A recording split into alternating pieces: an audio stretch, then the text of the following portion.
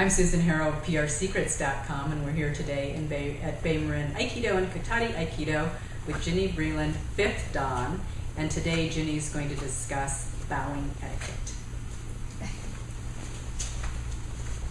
Okay, so about bowing, depending on whether your school emphasizes bowing or not,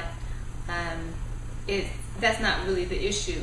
The issue is just to know for your own information the etiquette of bowing and to pocket it, so that if you do visit a dojo where bowing is more emphasized, you'll know what to do, or you'll at least have an idea of what to do. Okay, so we all know before you go in the dojo, you should bow.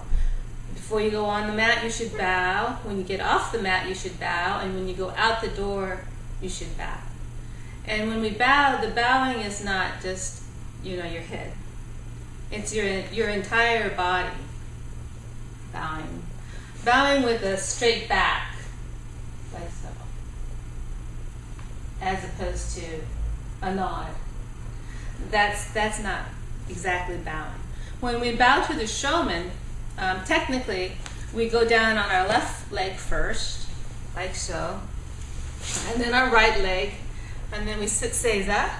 There's some argument whether the left toe should be over the right toe, but I won't get into that. So then we have the showman in front of us, and our hands come in front in a triangular fashion, about shoulder width, and then you bow. And you bow with a straight back, and you bow with a certain amount of alertness, so respect and an alertness when you bow. Also, too, when you see the sensei get ready to clap, 1, 2, you do it in synchronization with him. You don't go on automatic pilot and know that this is it, because I've seen that happen, and it's not very respectful. You should always follow the sensei as much as you can, which is, actually observing him as much as you possibly can. Now, when you have an uke, and you're bowing to your uke, and say Susan is our uke, and we're here, like so.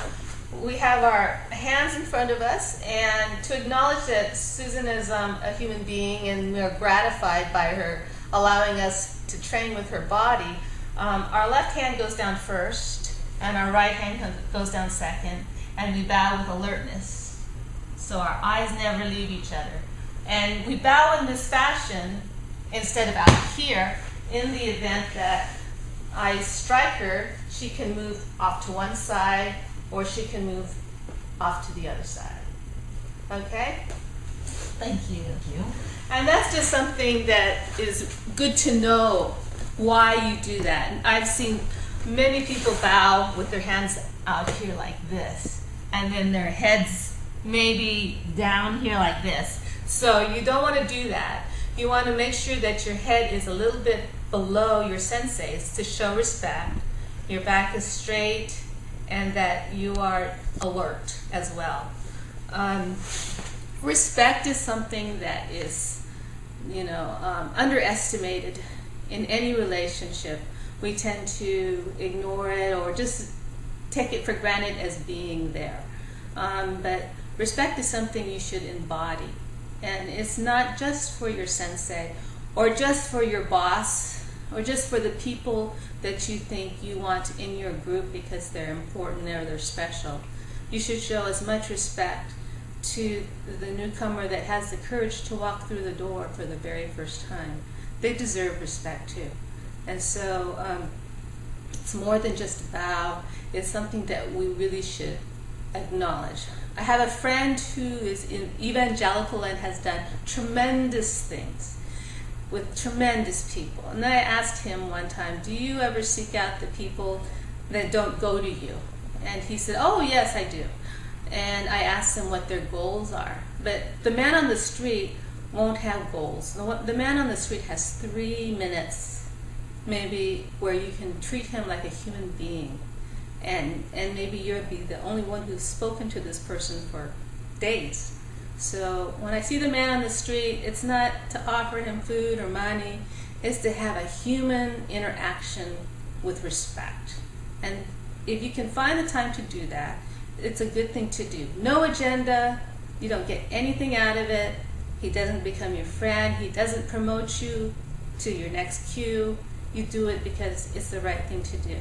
And respect is something that, like I said, we should all try to practice and embody. So next time you bow to your uke, bow with respect, gratitude, and know that this is just more than just a movement. Okay? That's it. Thank you, Sensei.